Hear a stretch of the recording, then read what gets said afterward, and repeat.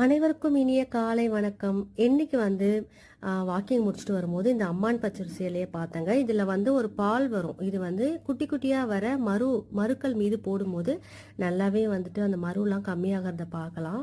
இன்னைக்கு ஒரு தகவல், அதாவது நம்மளுக்கு ரொம்ப பிடிச்சவங்க, நம்மளை நல்லா புரிஞ்சவங்க, நம்ம என்ன நினைக்கிறோன்றது ஈஸியாக அவங்களுக்கு புரியும் அப்படின்னு நினச்சிக்கிட்டு நம்ம சில விஷயங்களை புரிய வைக்க ட்ரை பண்ணுவோம்.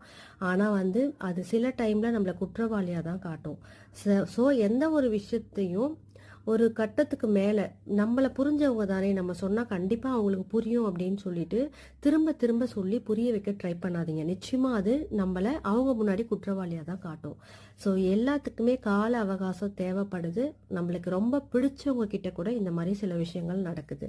ஸோ அதனால் எந்த ஒரு விஷயத்தையும் நம்ம யார், நம்ம என்ன நினைக்கிறோம், என்ன ஃபீல் பண்ணுறோம் அப்படின்றத புரிய வச்சுட்டா அவங்க அதுக்கேற்ற மாதிரி நடப்பாங்க அப்படின்றத தயவு செஞ்சு மறந்துடுங்க.